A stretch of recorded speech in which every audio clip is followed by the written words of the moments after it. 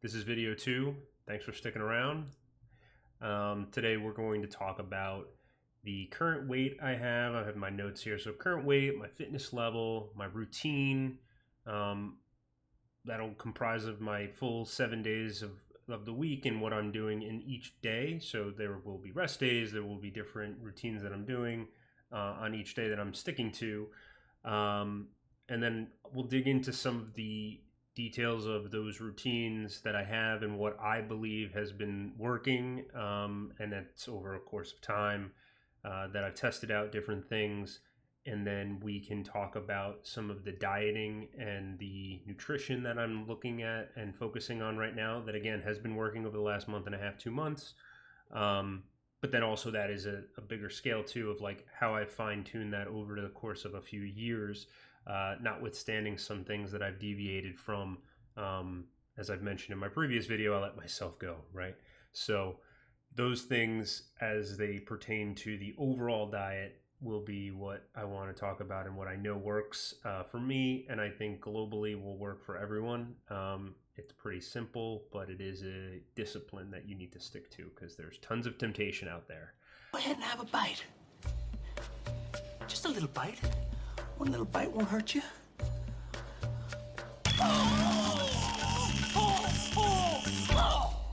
And again, depending on your goals, but I think as dads, we're looking to just look and feel good as well as, fitness wise, move and feel good.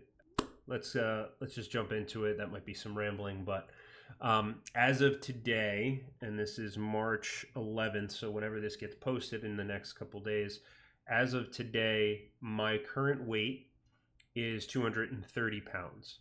I've fluctuated anywhere in between 225 and 228 to 230, let's call it, in the last few weeks.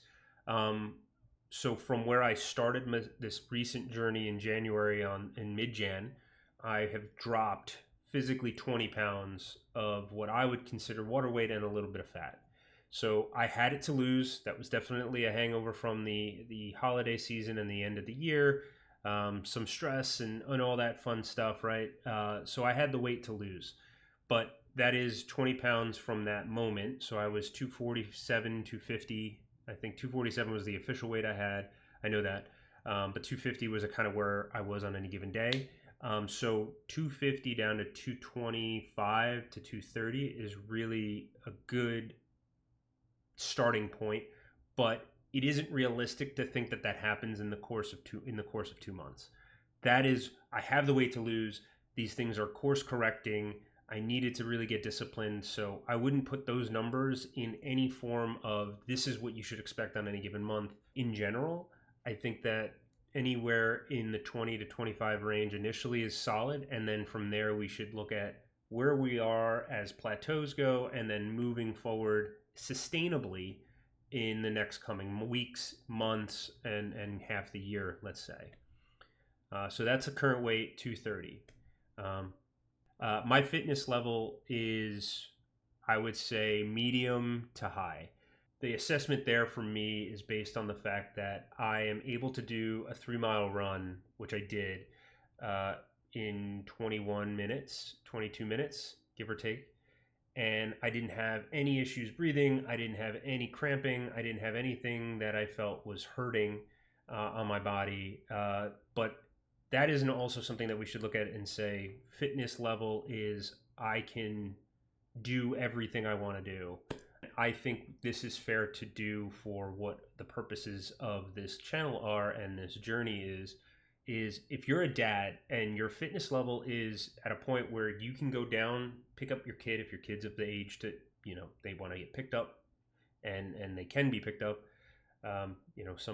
Some dads here might be having this conversation with themselves, but they have 15 and 16-year-olds. You can still pick them up. But if you're like on the younger side of childhood years where I am, being able to pick your kid up, being able to run around with them to then maybe pick up their toys or to do whatever it is that they're looking for you to do and to be their big toy.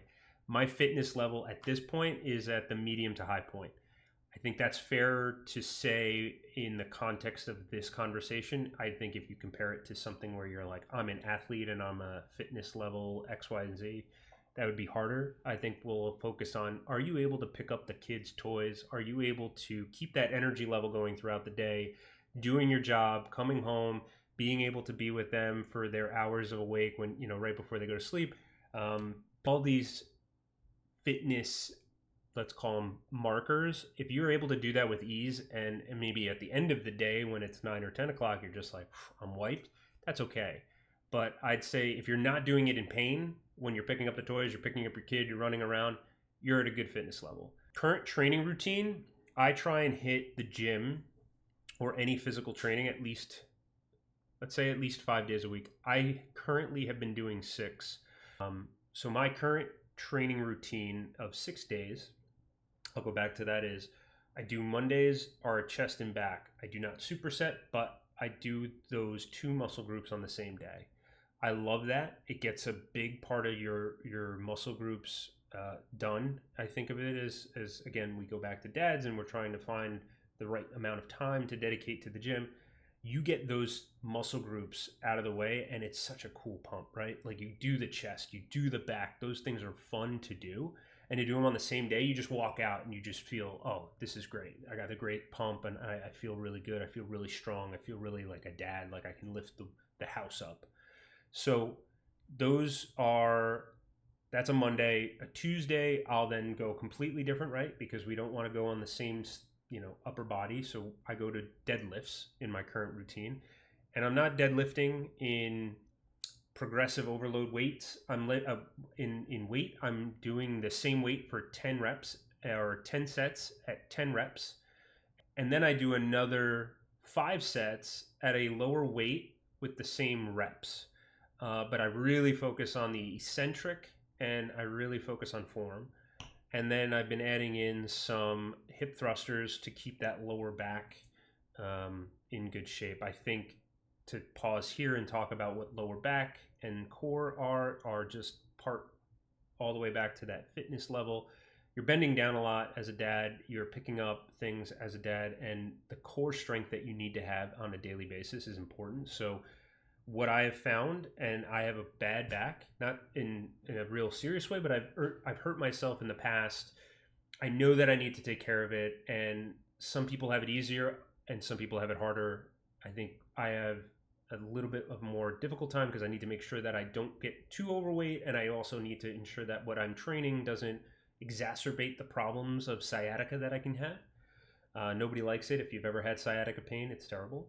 Oh, God, my sciatic. Squirrely, you gotta come quick, you gotta come see this. Squirrel? You're sciatic? Bad? Get it! Oh, see what you did with the game. So what I do is really focus on keeping that muscle group strong. So lower back and core strength are things that are really, really important. I know deadlifts have kind of a tipping point where there's benefits and then there's, you get really hurt. I keep the weight relatively light for what I can do. And that again has been built up over a course of time. But again, I keep it relatively low. I keep the intensity high, but I don't overwork myself to the point where I'm going to not be able to move the next day or later that day. So again, light, intense workouts, good volume in the deadlifts, and that's day 2. Day 3, I go back to upper body and I work only my shoulders. And I have a family history of shoulder pain that exists throughout every male in my family, and I luckily have not had that problem, but I am future-proofing myself. And shoulders are a very small muscle, despite that look that they can give you, where if you are a bodybuilder, they have this like rounded boulder shoulders and you get this V taper. Despite that, they are a small muscle group and they are a group of muscles, the shoulder. And you need to really make sure that you're doing it with good form because you can hurt yourself. And so what I make sure to do is dedicate an entire day to it. Day 4, I will return to legs and I'll do more of a squat, lunge, those types of workouts. I'll do something like a Bulgarian split squat into then a goblet squat to then just air squats, jumps, or something like that to forward lunges or back lunges, and then side lunges, all with and without weight at some point. So on my 5th day, I do a cardio routine. My current cardio routine, I've just started getting back into running. I know running in certain social media circles gets a little bit of don't do cardio like that. Cardio is great. You need cardio for your heart health. You need cardio. It'll aid in even the lifting that you're doing. You can do a row machine. You can do a bike. Bikes for me are not my favorite, but you can do bike. I have a jump rope. Jump ropes are great. If you can do it, I think that's actually probably your best routine. And then on the 6th day, I do the aesthetics. I do a little bit of the arms. So I do biceps and triceps, and I superset all of that stuff.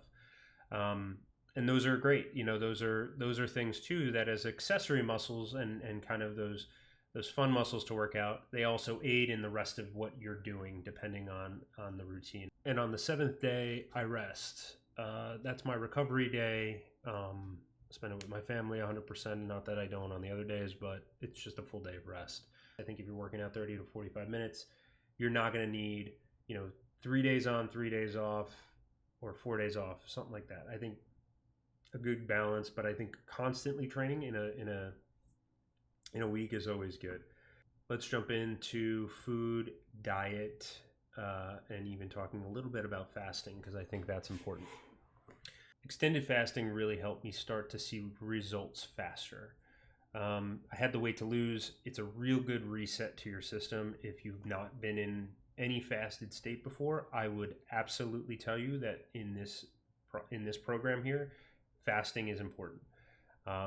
So what I did was 3 days of full fasting. That's 72 hours of actual fasting. So if you finished your last meal at 8 p.m. or 9 p.m. on one night, 72 hours fast forward, that's the next time you'll eat.